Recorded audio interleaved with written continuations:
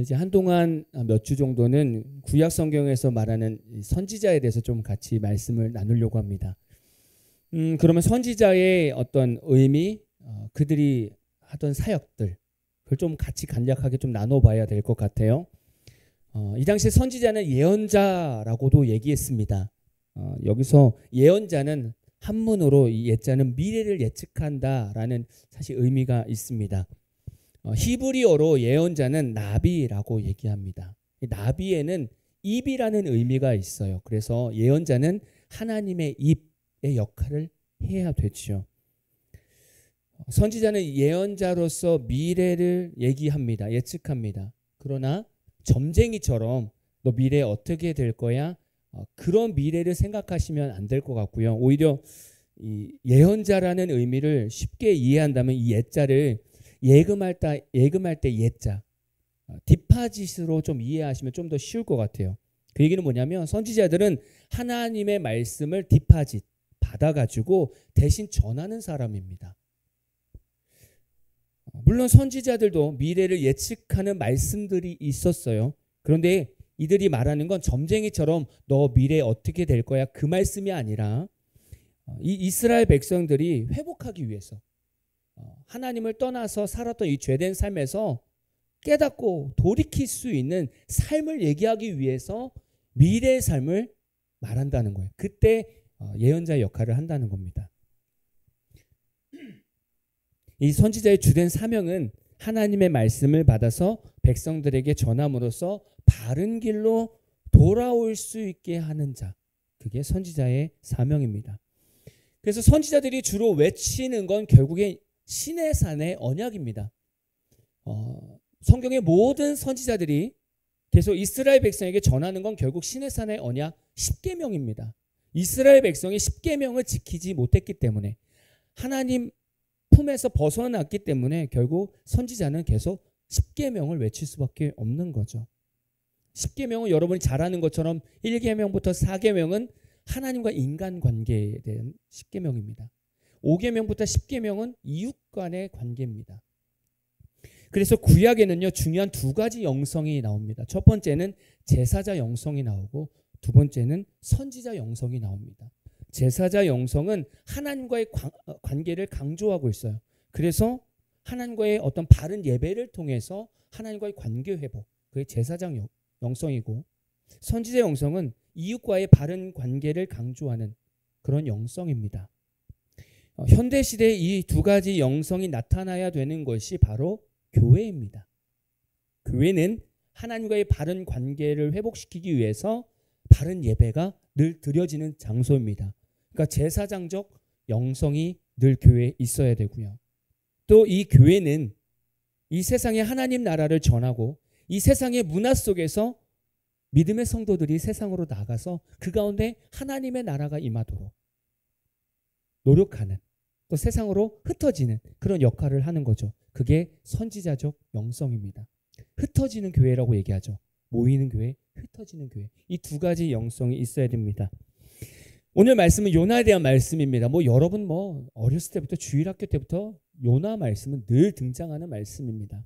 오늘 요나의 삶을 보면서 이 선지자가 해야 되는 이 두 가지 영성, 제사자 영성, 그다음에 선지자 영성, 이 두 가지를 잘 감당하면서 살았었는가 좀 같이 돌아보면 좋을 것 같습니다. 요나 사역의 시기는 여로보암 2세의 재위 기간 BC 793년에서 753년으로 보고 있죠. 다윗과 솔로몬 이후로 북이스라엘이 최고의 어떤 정치와 경제적 부흥을 이루었던 게 이 여로보암 2세 때입니다. 이때는 아모스랑 호세아 또 이때 활동이 겹치기도 하죠. 북이스라엘은 여로보암 2세 때 신흥 강국인 아수르가 약간 주춤하고 있을 때 그때 부흥하게 됩니다. 북쪽에는 아람을 쳐서 수도인 다메섹을 중심으로 해서 국제 무역을 이루게 되면서 나름대로 조금 강대국이 됐어요. 북이스라엘이. 그래도 여전히 아수르는 북이스라엘을 계속 괴롭히고 침략하려고 했던 원수 나라입니다. 관계가 썩 좋은 거는 아니죠. 북이스라엘과 아수르 이 관계가 불편할 때 그때 하나님은 요나를 부르는 거예요. 요나서 1장 1절에서 2절입니다. 여호와의 말씀이 아마떼의 아들 요나에게 임하니라 이르시되 너는 일어나 저 큰 성읍 니느웨로 가서 그것을 향하여 외치라. 그 악독이 내 앞에 상달되었음이니라 하시니라. 일단 요나의 이름의 뜻은 비둘기입니다. 평화의 상징이죠. 하나님은 요나를 불러서 악독이 가득한 아수르에게 회개의 기회를 주시려고 하는 거예요. 그래서 하나님께 돌아와서 그들과 평화를 이루고 싶은 거예요. 딱 요나의 이름과 같이 부르심을 받은 거 아니겠습니까? 우리의 부르심도 요나와 같은 부르심이에요. 딱 필요한 대로 우리를 부르시는 거죠. 저는 곰곰이 생각해 보는 거예요. 크리스찬들의 역할이 뭘까? 저는 오늘 요나를 생각해 보시면 좋을 것 같아요. 하나님이 요나한테 너 니느웨로 가서 걔네들한테 회개도 촉구해야 되고 전도도 하고 빨리 모아서 나한테 돌아오라고 그래. 네가 좀 모아와봐. 이렇게 말씀한 게 아니라 가서 40일 후에 여기 멸망할 거야, 망할 거야. 그것만 외치라는 거예요. 하나님 앞에 너의 죄들이 상달됐으니까 너희들 곧 망할 거야. 회개 촉구만 하라는 거예요. 우리로 말하면 복음만 전하는 거예요. 주변에 예수 믿으세요. 예수 믿으면 너무 좋아요. 끝. 근데 우리는 그것만 끝내기에는 너무 뭔가 심심하지 않습니까? 뭔가 이 사람을 데리고 가야 될 것 같고 교회로 모셔오고 가야 될 것 같은. 근데 하나님께서 오늘 요나한테 그렇게까지 말씀하지 않으세요. 그냥 너는 외쳐. 그냥. 그게 다예요. 우리가 해야 되는 게 이겁니다. 세상에 나가서 복음 전하는 게 다예요. 그리고 그에 따른 결과는 여러분이 책임지는 거 아니에요. 하나님께서 그 다음에 일하실 거죠. 자, 그러나 요나의 선택을 한번 볼까요? 요나의 선택. 자, 요나 입장에서 볼 때 지금 아수르는 원수 나라입니다. 이 당시에 이스라엘 백성들 생각에는 자기들 민족 외에 다른 민족한테 말씀 선포하는 거는 전혀 이해가 되지 않는 상황이에요. 왜냐하면 이들은 이방 민족들은 하나님을 믿지 않는 사람들이기 때문에 당연히 멸망당해야 된다라고 생각했던 거예요. 선민 사상이 있는 거죠.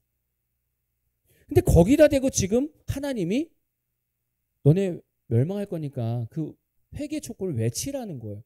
그게 지금 요나 입장에서는 상당히 이해가 안 되는 거예요. 아니 그냥 전체 북이스라엘 전체 사람들이 들어봐도 이거는 이해가 안 되는 상황인 거죠.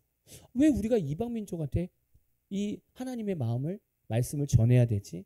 이해가 안 되죠. 우리도 마찬가지 아닐까요? 생각해 보세요. 나를 괴롭히고 나를 힘들게 했던 사람한테 예수를 전해야 돼요. 아니면 그런 사람이 교회를 와요. 내 교회로. 생각만 해도 너무 싫죠. 요나는 그것보다 더 싫었을 것 같아요. 그래서 요나는요, 하나님의 말씀인 니느웨로 가지 않고 다시스로 가는 배를 타게 됩니다. 니느웨는 사마리아에서 880km 떨어졌어요. 다시스는 요빠에서 4000km 떨어졌어요. 다시스는 지금으로 말하면 스페인입니다. 요나는 하나님의 명령을 순종하지 않으려고 먼 길을 선택한 거예요. 도망가는 거죠.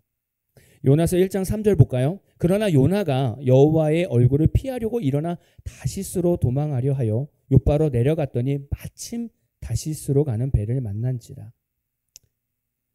요셉처럼 불순종하면 돌아가는 인생의 위기를 맞이하게 되죠. 우리가 하나님의 뜻을 불순종하면서 다른 길을 선택할 때 이런 길이 보입니다. 마침 다시스로 가는 길. 우리가 하나님의 말씀을 순종하지 않고 내가 보기에 좋은 길을 선택하면 참 의도치 않게 마침 타이밍이 잘 맞아요. 내가 원하는 길을 갈 수 있는 길이 마침 열려요.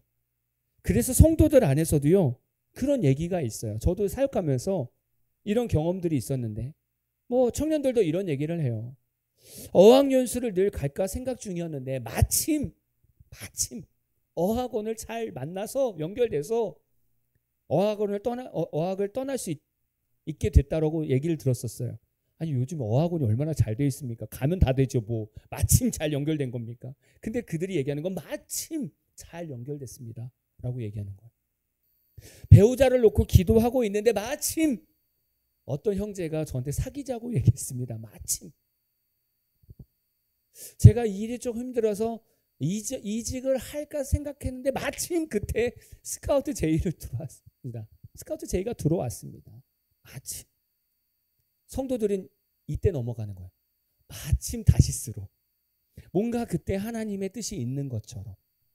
근데 더 재밌는 건 뭐냐면 마침 다시스, 우리 인생의 마침 다시스는요, 얼마나 나한테 딱 맞는 인생인지 몰라요. 내가 가고 싶은 마음. 거기에 딱 맞는 길이 온다는 거예요. 그래서 다 그렇게 얘기해요. 아유, 목사님, 마침 또 그렇게 됐네요. 그러면 혹시 이게 하나님 길인가 물어보셨나요? 거기엔 답을 못해요. 그냥 열렸으니까. 아직. 그래서 우리가 하나님 앞에서 불순종할 때 이 마침 다시스 조심하셔야 돼요. 하나님께서 말씀하셨는데 내가 방향을 틀었는데 뭔가 일이 착 열리는 것 같다? 이거 한번 기도해 보셔야 돼요. 아마 여러분도 똑같이 그럴 수도 있어요. 저도 마찬가지고 마침 그렇게 또 연결이 됐습니다. 라고 얘기할 수 있잖아요. 근데 우리는 이럴 때 요나를 생각해 보면서 기도해야 되죠. 하나님, 이게 하나님 주신 길입니까? 라고 기도해 봐야 되죠. 요나 인생 너무나 잘 알죠. 그 다음 인생을 한번 볼까요? 요나가요, 하나님의 얼굴을 피해서 다시스 배를 타고 열심히 갑니다. 순탄하게 가면 얼마나 좋겠습니까? 근데 출발하고 나서 얼마나 큰 폭풍이 일어나는지 배가 부서지기 시작합니다. 사람들이 난리가 났어요. 자기들이 믿고 있는 신들한테 막 기도하기 시작합니다. 그때 요나는 아주 마음이 편한가 봐요. 배 밑에서 얼마나 잘 자고 있는지. 사람들이 요나도 깨우는 거예요. 야, 너도 일어나서 너가 믿는 하나님한테 좀 기도 좀 해봐.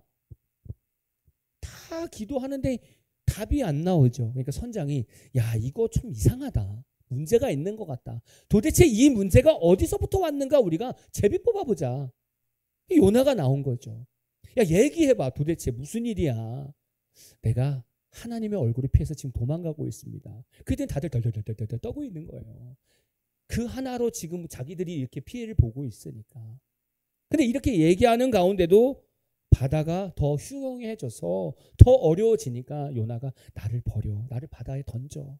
그래서 요나가 바다에 던져지게 됩니다. 근데 또 하나님은 그걸 또 아시고 큰 물고기를 준비해서 먹게 하잖아요. 그리고 뱃속에서 3일 동안 회개의 시간을 줍니다. 우리는 여기서 인생의 매뉴얼을 볼 수 있어요. 우리가 하나님의 뜻대로 가지 않고 내 뜻대로 바꿔서 내 마음대로 갔을 때 하나님은 이거를 제재하는 방법들이 있어요. 첫 번째는 뭐냐면 환경이 막힌다는 거예요. 첫 번째는. 지금 요나는 마침 다시스로 가는 배를 탔어요. 여기까지는 순탄해 보였어요. 내려갔더니 딱 다시스로 가는 배를 만난 거죠. 이 길도 괜찮은 길인가 보다 라고 생각했던 거예요. 근데 막상 출발하니까 하나님은 이 길 아니야 라고 계속 환경을 흔드시는 거예요. 또 어디 가니 요나야. 계속 환경을 흔들죠.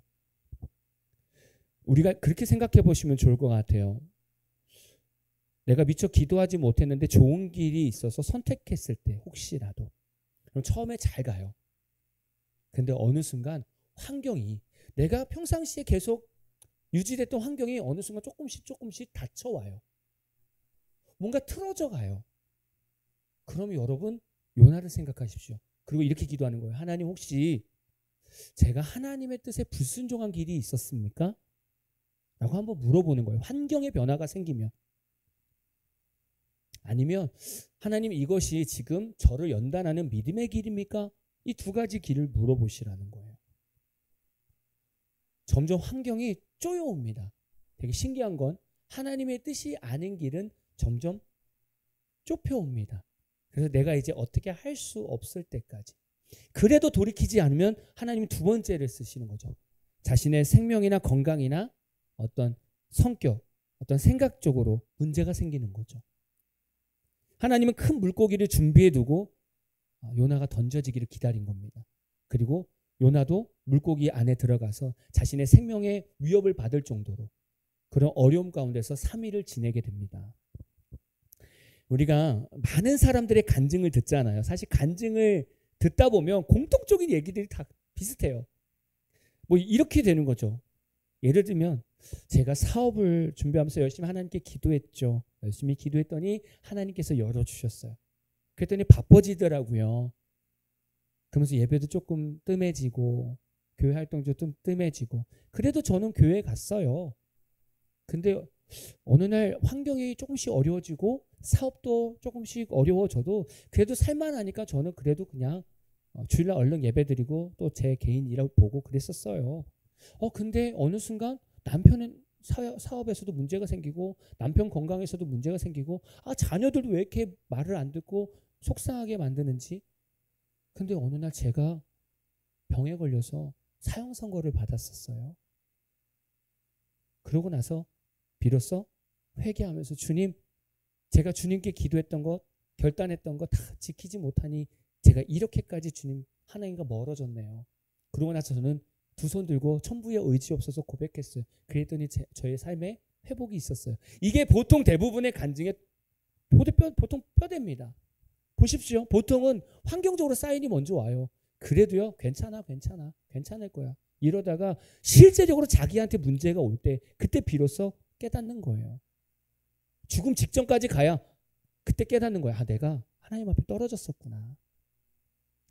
요나도 거기까지 간 거예요. 생명의 위협. 이러다 죽는 거죠. 그냥 물속에서 그냥 죽는 거죠. 거기까지 가는 거예요.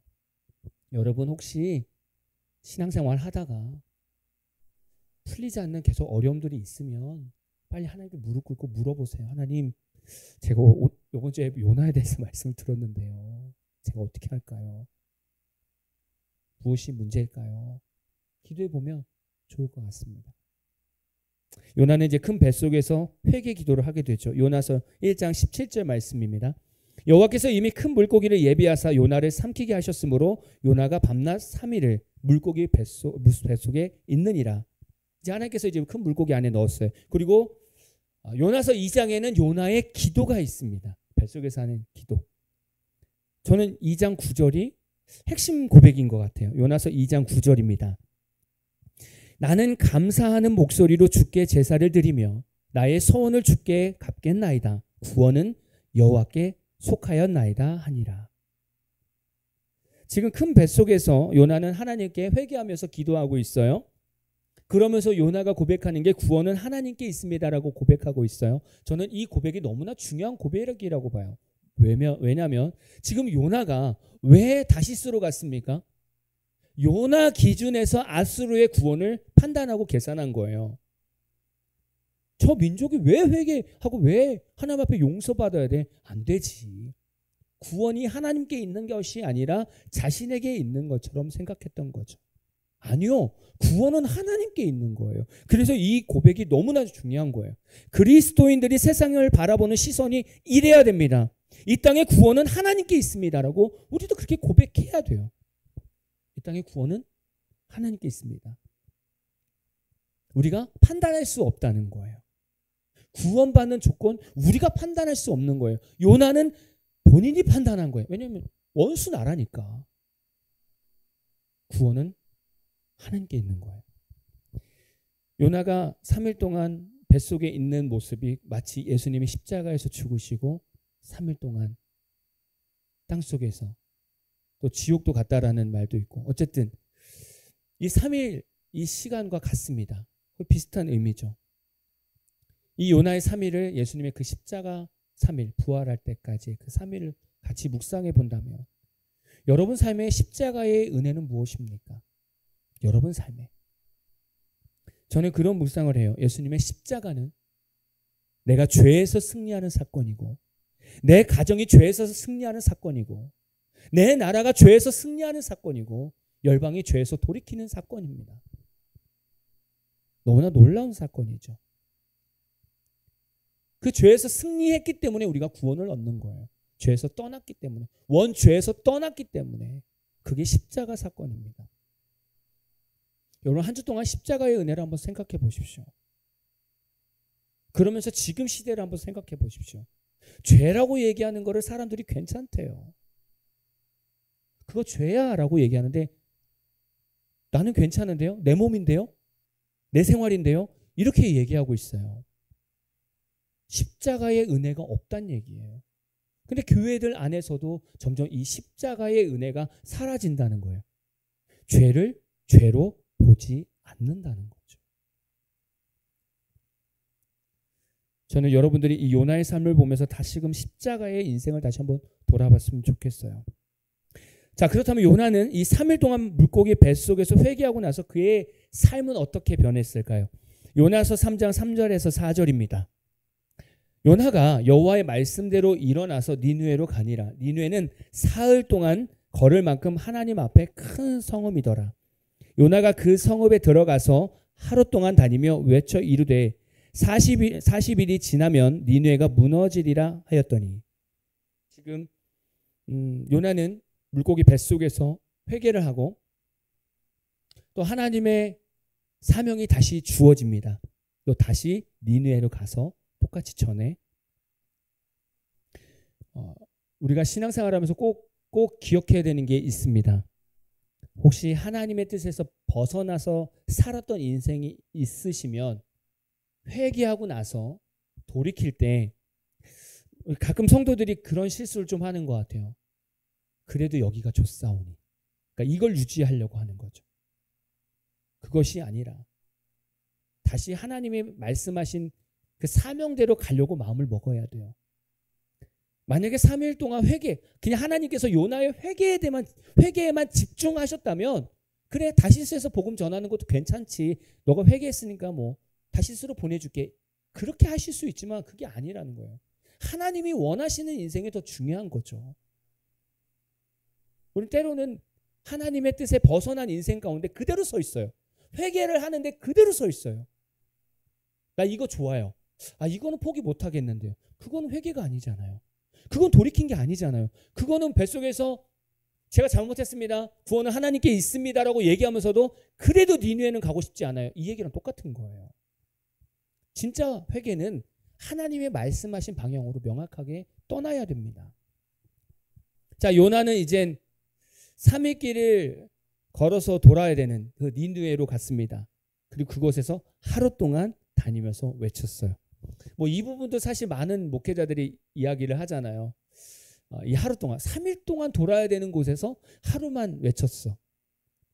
여러 가지 의미들이 있었는데 학자들도 여러 입장으로 보는데 두 가지로 추스릴 수 있을 것 같아요. 하나는 요나가 사흘 동안 계획을 세우고 이제 다니면서 외쳤는데 하루 만에 이들이 변화된 거죠. 막 회개하기 시작한 거죠. 그래서 전하지 않았다. 두 번째, 요나는 사흘 동안 다니면서 외치는 것을 원치 않았다. 싫은 거예요. 꼴보기 싫은 거예요. 그래서 하루만 외친 거예요. 여러분, 근데 이게 중요합니까? 어떤 사람들이 이걸 가지고 요나의 어떤 사역도 얘기하지만 저는 더 중요한 게 있다고 봐요.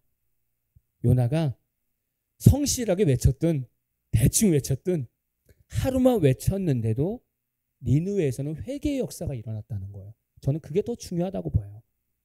그리고 하나님은 그 악독이 가득한 니느웨에도 그렇게 회개하니까 하나님은 용서하시는 거예요. 이게 더 중요한 겁니다. 요나가 하루를 돌든 3일을 돌든 이게 중요한 것이 아니라 그 하루만 외쳤는데도 그곳에서 하나님의 회개의 역사가 일어났다는 것이 더 중요한 거예요. 하나님의 구원의 역사가 거기에 있다는 거죠.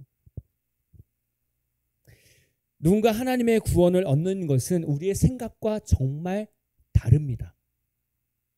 전혀 구원받을 것 같지 않은, 전혀 예수 믿을 것 같지 않은 사람인데 한 성도 때문에 예수를 믿을 수 있다는 거예요. 또 나를 힘들게 하고 나를 괴롭게 했던 내 원수, 그런 사람도 내 삶을 통해서 그 사람이 예수를 믿을 수 있다는 거예요. 그래서 구원은 너무나 값진 거죠. 한 영혼이 예수 믿고 구원받는 건 너무나 기쁜 겁니다. 그러면 요나는 니느웨가 하나님께 용서받았을 때 기뻐했을까요? 라는 거죠. 요나서 4장 1절에서 2절입니다. 요나가 매우 싫어하고 성내며 여호와께 기도하여 이르되 여호와여, 내가 고국에 있을 때에 이러하겠다고 말씀하지 아니하였나이까. 그러므로 내가 빨리 다시스로 도망하였사오니 주께서는 은혜로우시며 자비로우시며 노하기를 더디하시며 인애가 크시사 뜻을 돌이켜 재앙을 내리지 아니하시는 하나님인 줄을 내가 알았음이니이다.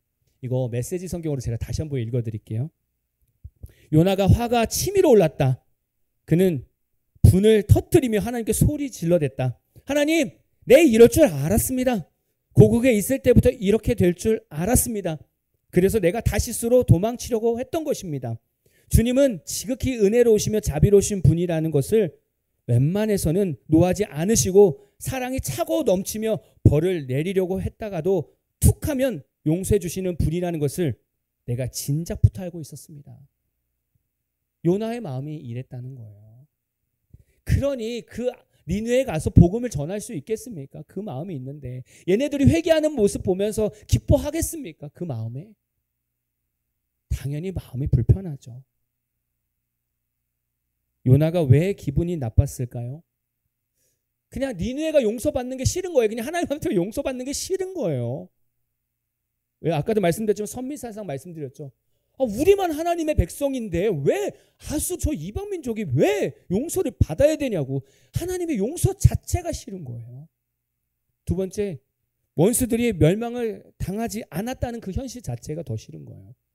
저 죄악이 가득했던 저 인간들 다 죽어야 되는데 용서받은 게 너무 싫은 거고요. 세 번째, 자신의 위상이 떨어진 거예요. 요나 입장에서는. 왜냐하면 요나는 가서 40일 만에 여기 망할 거야.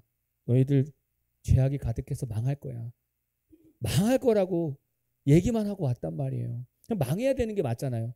그 사람들 생각에 요나가 와서 망한다고 했는데 우리가 회개하니까 안 망했네? 요나가 얼마나 창피하겠습니까? 요나 입장에서. 말한 대로 안 됐잖아요. 요나 입장에서는 말한 대로 안 됐잖아.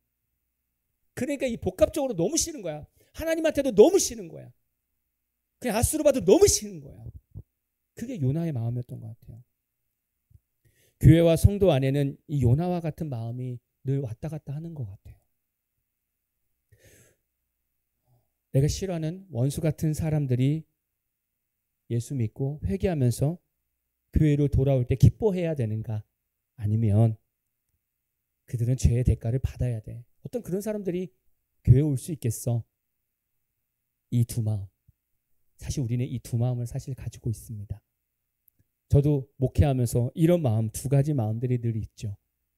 좋은 성도님들만 만났으면 좋겠고, 예를 들면 좀 교회들마다 문제를 일으킬 수 있는 사람들이 있잖아요. 근데 이들을 품어야 될까 말아야 될까? 목회자 입장에서는 늘 고민될 것 같고, 또 목회자가 목회자를 바라볼 때 왜 저렇게만 사역하지? 왜 저런 사람이 목회하지? 이렇게 얘기하면서도 때로는 돌아보면 저 자신도 또 그런 모습이 있고, 두 가지 마음이 다 막 공존하는 것 같아요. 요나의 사역을 보면 요나는 하나님의 말씀을 선포하면서 40일 때 망할 거야. 어떻게 보면 이들을 하나님께 돌이킬 수 있는 제사장 영성은 발휘한 것 같아요. 근데 그 요나 마음에는 선지자 영성은 없었던 것 같아요. 이들이 용서받는 것을 좋고 구원받는 것이 좋고 하나님과 어떻든 하나가 되는 이 마음이, 그들에게 다가가는 요나의 마음, 선지자적 마음은 조금은 부족했던 것 같아요. 우리가 한 주간 삶을 돌아보면서 내 주변에, 내 마음에, 내 가족 가운데 혹시 마음이 불편하고 미워하는 사람이 있습니까? 요나와 같이 똑같은 마음들이 우리 마음에 늘 공존하고 있다는 거죠. 저는 쉬운 마음은 아닌 것 같아요. 그들을 품고 기도하는 건 쉬운 마음은 아니에요. 근데 오늘 말씀에서 생각해 본다면 하나님의 마음이 훨씬 더 크다는 거예요. 하나님의 사랑의 마음. 요나가 너무 화딱지가 나서 집을 짓고 이들이 어떻게 되나 지켜봤어요. 그때 하나님이 박넝쿨을 다 키워가지고 그늘을 만들어줬어. 그때 요나가 너무 행복한 거야. 하나님 또 벌레를 보냈어. 죽게 했어. 그리고 또 뜨겁게 만들었어요. 그랬더니 또 화가 난 거예요. 나 차라리 죽여달라고. 그러면서 하나님이 네가 심지도 않았잖아. 네가 심지도 않은 그 박넝쿨 그 잠깐 있었던 걸 네가 그렇게 마음 쓰지. 근데 하물며 나는. 그러면서 요나서 4장 11절 말씀을 하는 거예요. 하물며 이 큰 성읍 니느웨에는 좌우를 분별하지 못하는 자가 12만여 명이요 가축도 많이 있나니 내가 어찌 아끼지 아니하겠느냐 하시니라.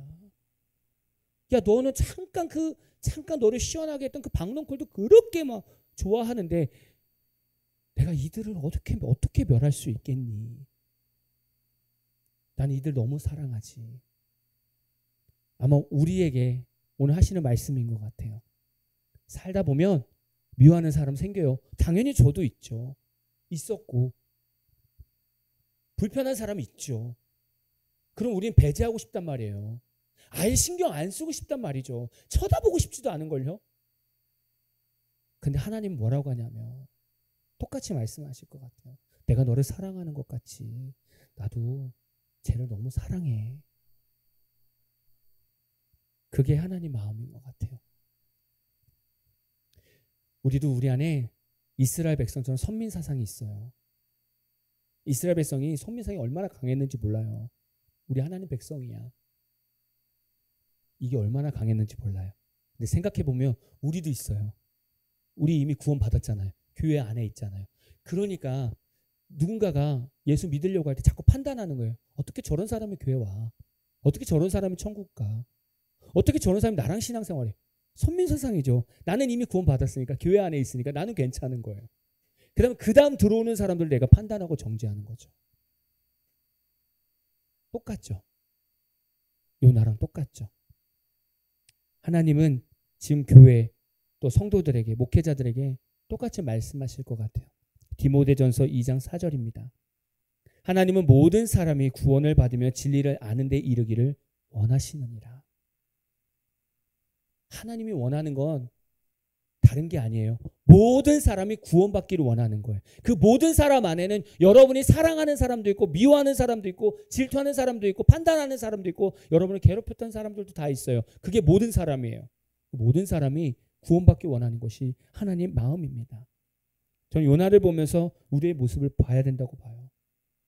우리도 하나님 마음을 가지고 살아가야 되겠죠.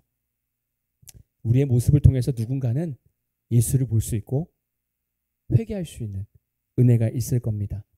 이제 저는 이 예배를 끝나면 여러분을 세상으로 흩어보내는 선지자 영성으로 여러분을 보낼 겁니다.